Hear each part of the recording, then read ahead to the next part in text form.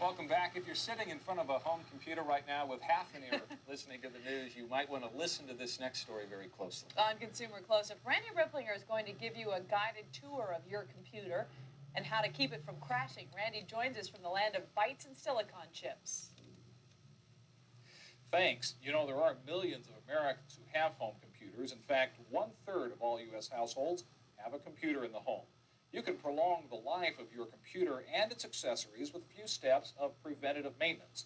Perhaps you're like Jack Lowry, who owns this computer and takes good care of it.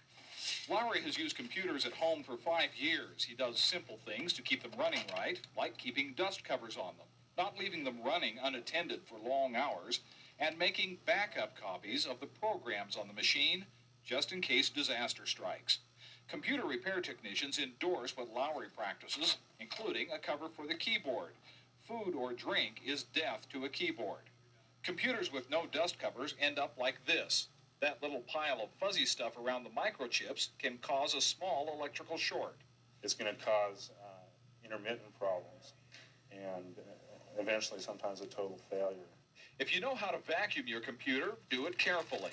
If not, take it to a technician for cleaning every 1 to 2 years. Most computer owners never see what a hard drive looks like.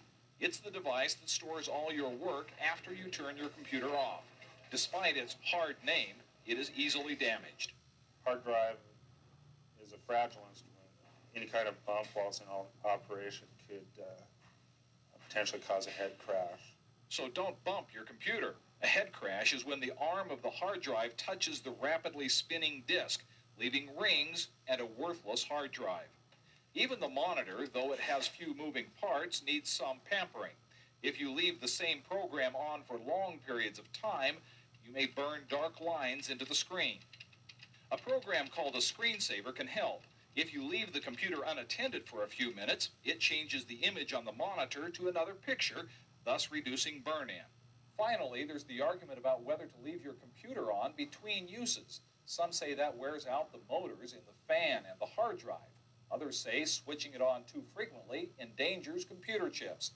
Perhaps the best rule of thumb is for a home computer, once you turn it on, leave it on for the day and switch it off at night. Jack Lowry, for example, likes to keep his switched off. Gotta go, Randy. Yeah, Randy just crashed. Thank you. Computer technicians warn that you should not open your computer unless you know what you're doing.